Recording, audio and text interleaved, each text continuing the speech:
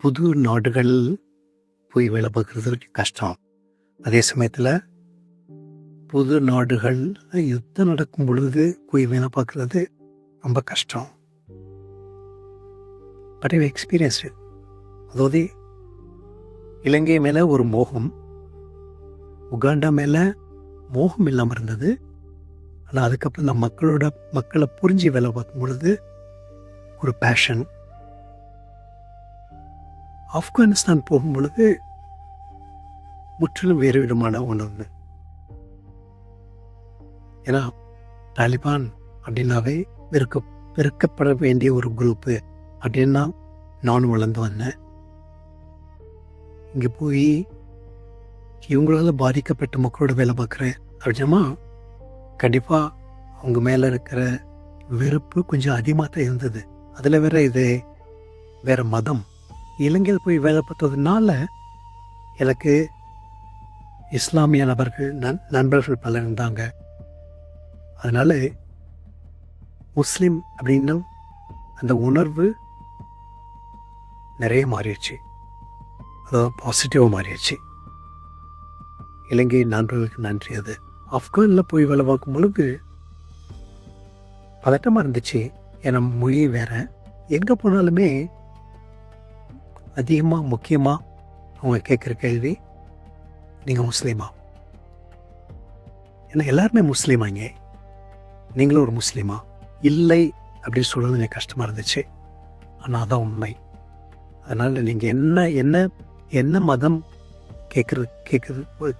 கேட்குறதுக்கு முன்னால் நான் முஸ்லீம் அப்படின்னு சொல்லி நிறுத்திடுவேன். Okay, that was very tough. அங்கே நடந்த போர் வேறு மாதிரி. எப்போதுமே போர் இல்லை. இலங்கையில் இருக்கும்போது எப்போவுமே போர். அங்கே அப்படி இல்லை. திடீர்னு ஒரு அட்டாக் இருக்கும். அதனால் அந்த ஊரே அந்த நகரமே கதை கலங்கிடும். ஸோ லைக் திஸ் சிச்சுவேஷன்ஸ் அடிக்கடி நடக்கும். நான் கவர்மெண்ட்டோட வேலை பார்த்துட்டு இருந்தேன் அப்படிங்கிறதுனால பாதிப்பும் அதிகம். வெளிநாட்டுகளில் வேலை பார்க்கும் பொழுது ஆர் கால்டு எக்ஸ்பேட்ஸ். அதாவது நம்மளுடைய பேர் எக்ஸ்பேட்ஸ் அப்படின்னு. எக்ஸ்பேட்ஸ் அப்படின்னா இந்த நாட்டை சேர்ந்தவர் அல்ல. ஓகே, எக்ஸ்பேட்ஸ்னு ஒர்க் பண்ணும் பொழுது பல கட்டுப்பாடுகள் இருக்கும். அதனால் இப்போ ஆப்கானில் போய் வேலை பார்க்கும் பொழுது என் கையில் ஒரு பெரிய லிஸ்ட்டே கொடுத்தாங்க, என்னென்ன பண்ணலாம் என்னென்ன பண்ணக்கூடாது அப்படின்ட்டு. எங்கள் ஆஃபீஸ் கார் இருக்குது. ஆனால் நீ அந்த டிரைவருக்கு சொல்லக்கூடாது எங்கே போகிறேன் அப்படின்ட்டு. முன்னாலே சொல்லி வைக்கக்கூடாது. நீங்கள் அன்றைக்கி காலையில் உட்காந்ததுக்கப்புறம் சொல்லுங்கள் எங்கே போகணுன்ட்டு. ஓகே, அப்படி சொல்கிறது கூட don't tell you in the beginning itself, better you direct him to go. அதான் அவங்களுடைய எதிர்பார்ப்பு. ஏன் அப்படின்னா சொன்னீங்க அப்படின்னா அவர் யாராவது சொல்லிடுவார். அப்புறம் உங்களுக்கு பிரச்சனை வரலாம். அதை தடுக்கிறதுக்காக சொல்லக்கூடாது. வெளியே எங்கே போனாலும் சரி நடந்து போகாதீங்க, காரில் தான் போங்க. உங்களுடைய நிறுவனத்தோட கார் வந்து போங்க. எந்த கடைகளுக்கு போகலாம், எந்த கடைகளுக்கு தான் போகலாம், மற்ற கடைகளுக்கு போகக்கூடாது அப்படின்னு கூட ஒரு நியதி உண்டு. எந்த இடத்துல சாப்பிடலாம், எங்கெல்லாம் சாப்பிடக்கூடாது. ஓகே, அதாவது அதெல்லாம் ஃபாலோ பண்ணணும் அப்படின்னா ஐ வில் பி சேஃப். நான் பாதுகாப்பில் இருப்பேன். But I will not get any opportunity to mix with community. Community எப்படி இருக்காங்கன்னு சொல்லி புரிஞ்சுக்கிறது கஷ்டம். மக்களை புரிஞ்சுக்கிறது கஷ்டம். மக்களோட இப்படி வேலை பார்க்குறது அப்படின்னு படிச்சுக்கிறது கஷ்டம். நான் அங்கே போய் வேலை பார்க்குறதுக்கு பிரயோஜனமே இல்லை. ஏன்னா என்னுடைய வேலையில் எல்லாமே மக்களோட தான். மக்களோட வேலை ஆகணும், அவங்க கல்ச்சரை புரிஞ்சுக்கணும், அவங்க அட்ஜஸ்ட் பண்ணி இருக்கணும், அவங்களுடைய வாழ்க்கையை நான் புரிஞ்சுக்கணும். அப்படின்னா இப்படிப்பட்ட நீதிகளுக்கு உட்பட்டு என்னால் பண்ண முடியாது. So I Brook all. அதாவது அவங்க சொன்ன விதிமுறைகள் ஒன்றுமே நான் ஃபாலோ பண்ணலை. Okay, so I used to go by walk. I go with my friends, my driver and also colleague. I'll go anywhere, any place. If they're willing to take me, அதாவது அவங்க என்னை கூட்டு போக ரெடியாக இருந்தாங்க அப்படின்னா நோ ரெஸ்ட்ரிக்ஷன்ஸ். பல இடத்துல அடிபட்டு வந்தோம். ஆனாலும் I good understand the feeling of the people. வெளியே இப்படி போகும் பொழுது தே வாண்டட் டு ப்ரே. அவங்க கண்டிப்பாக திறந்தவர்கள் ப்ரே பண்ணணும். They wanted to pray. There was a mask nearby. I said we'll go few minutes, be around. So I was walking around. வெளியே வந்துட்டாங்க. Then we wanted to go to a market. அந்த market போகலாம். Market போகும்பொழுது within few minutes there was a blast in that mosque. அவங்க எந்த இடத்துல pray பண்ணிட்டு வந்தோமோ அந்த mosque there was a bomb blast. Maybe 10 minutes. So we were lucky. கொஞ்சம் தாமதிச்சு அவங்க மாஸ்க் கூட போயிருந்தாங்க அப்படின்னா என்னால் வேலை. Because I was standing around, I don't know what would happen to me. Okay. And another time, there was a bomb, rocket launching, and so the Talibans were in a tallest building, using rockets everywhere. And so all high-risk buildings were at risk. I was working in a ministry, high tall building. So ஆரம்பத்தில் சொன்னாங்க வெளியே எங்கேயும் போகக்கூடாதுன்ட்டு. So we all were inside the building. Then suddenly the Taliban's attack turned towards the building. Then they said, all of us, please vacate, don't be in the building. Okay, so what happens, அது அங்கே என்ன நடக்கும் அப்படின்னா, என்னென்ன நடக்குது எனக்கு அப்படின்ட்டு I should report to the project director who is in America. So அவங்களுக்கு சொல்லணும். So initially I tell them that I am not supposed to go out anywhere, so I am in the building. Okay. And then immediately it changed. So I'm on the road. I'm traveling. I'm going on the road. Then she got panic. நீங்கள் வேவை போகக்கூடாதுன்னு சொன்னீங்க. நீங்கள் ரோட்டில் இருக்கீங்க. Then you are at risk for attack. Okay. So what she will say, she will ask me which road you are going. எந்த ரோட்டில் போகிறீங்க. Then she will check with somebody else who is in charge of security in Afghanistan. And then அவங்கள்ட்ட சொல்லி பேசிட்டு then she will call me. இந்த ரோட்டில் நீ போகக்கூடாது, இந்த ரோட்டில் தான் போகணுன்ட்டு. அந்த ரோட்டில் கண்டிப்பாக போலீஸ் அலோவ் பண்ண மாட்டாங்க, ஆர்மி அலோவ் பண்ண மாட்டாங்க. நீங்கள் அந்த ரோட்டில் போகணும் அப்படின்னு சொல்லி she will be insisting. Where this people will be direct me to a different place. It was very confusing. Very confusing. It was putting me at risk. And that's the time that I had my first stent because of that experience in Afghanistan. Okay. I felt very uneasy in a meeting and I took rest. Then the doctor told me that yes, you are going through this, but I didn't want to go for any surgery or anything.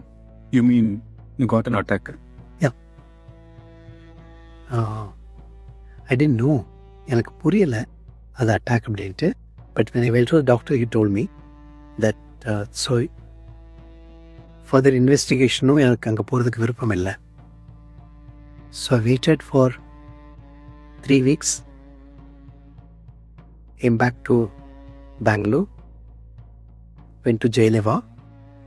Then they said the block is 95%. They put me on a tablet எடுத்து திரும்ப வந்துட்டேன். I didn't want to do anything.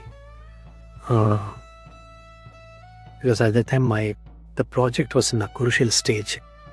அதனால் வந்துட்டேன். வந்து ஒரு மாதம் கழிச்சு திரும்ப வந்தேன். திரும்ப போய் அம்கான் போய் சில வேலையில் முடிச்சுட்டு then came back to India.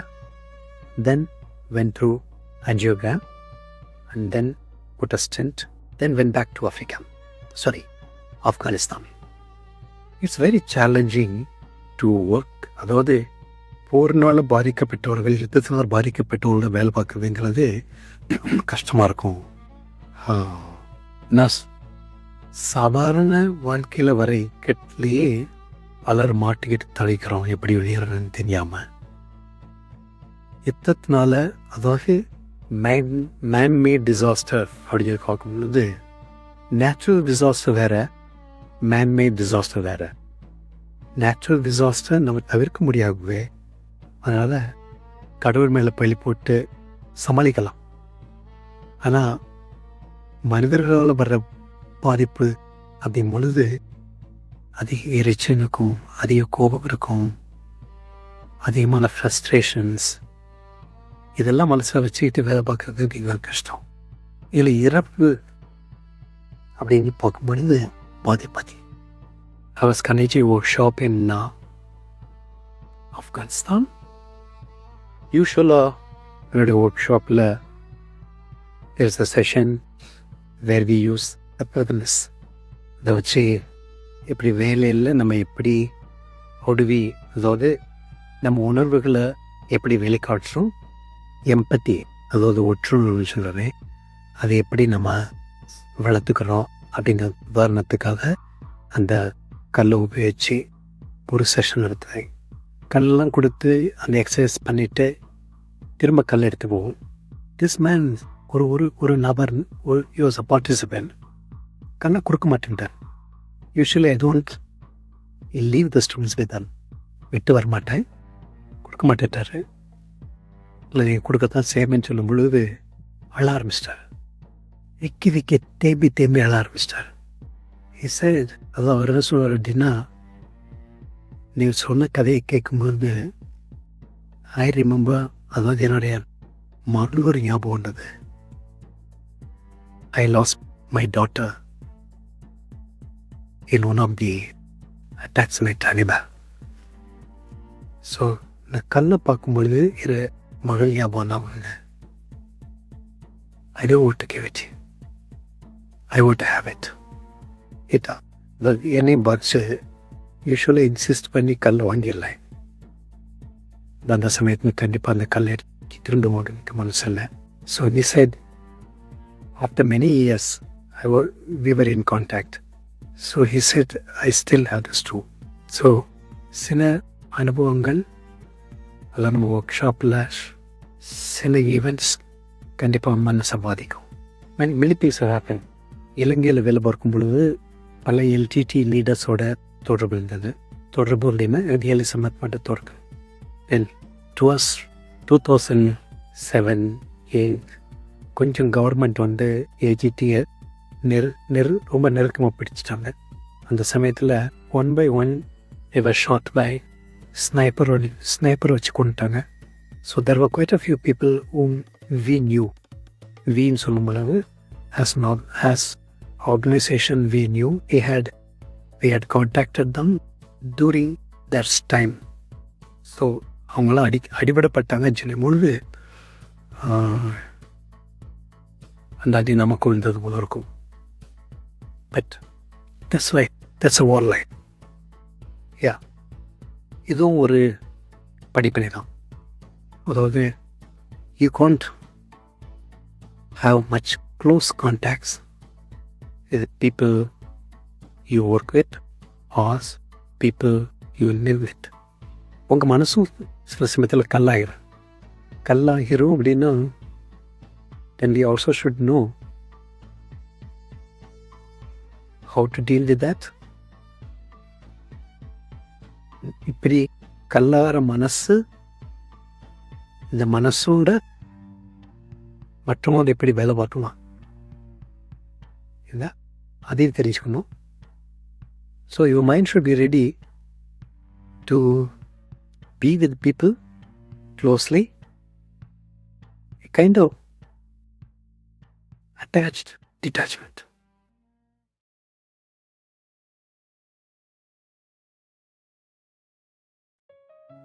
பல இடங்களில் வேலை பார்க்கும் பொழுது definitely we also get affected. வேலை பார்க்கும்போது புரியாது, ஆனால் தொடர்ந்து இப்படி வேலை பார்த்துட்டு இருக்கும் பொழுது you get into a kind of burnout. So that affects you. உதாரணமாக இப்போ இலங்கையில் வேலை பார்க்கும் பொழுது I had to work with the Tamils, Sinhalese, civilians, army, police, NGOs. Recently I am a Tamil. So I love Tamil language. I learned a lot new Tamil words. I still work with them. So I have passion in working with Tamil people. In the work, when I was working there, I had to work with the Tamil and also Sinhalese. பாரபட்சம் இல்லாமல் வேலை பார்க்கணும். That was a challenge. கஷ்டமாக இருந்துச்சு. So I find it very difficult to relate with Sinhalese children, Sinhalese in gender. But I was aware, I'm working with the NGO. I can't be biased. I can't be prejudiced. I am working in the field of mental health. I can't afford to be. அதாவது இப்படி பாரபட்சம் காமிக்கூடாது, மனசில் இப்படி வித்தியாசம் இல்லாமல் நான் வேலை பார்க்கணும். That was very challenging. So என்ன பண்ணேன் அப்படின்னா, because I have a mentor, Dr. Shamson, the psychiatrist, Bangalore. He was my teacher. He's a man I always cherish. I think he may be somewhere late 80s. So whenever I get stuck like this, I send a message or I speak to him.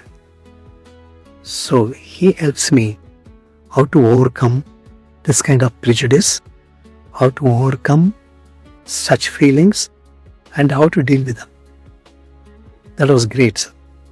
But for him, I would have found it very difficult to be in Sri Lanka and also in Uganda. அதாவது எங்கே பார்த்தாலுமே particularly அதிகமாக military movement இருக்கு. கருப்பாக இருக்காங்க, நல்ல வளர்க்கையாக இருக்காங்க, பார்க்கும்பொழுதே கொஞ்சம் பயமாக இருக்கு. அதில் ஒரு மிலிட்ரி ட்ரெஸ் போட்டு வந்துட்டாங்க அப்படின்னா இட்ஸ் ஸ்கேட்ஸ் யூ, பார்க்குறதுக்கே பயமாக இருக்கு. அப்படிப்பட்ட நபர்களோடு எப்படி வேலை பார்க்குறது? Okay, so I had tough time in the beginning.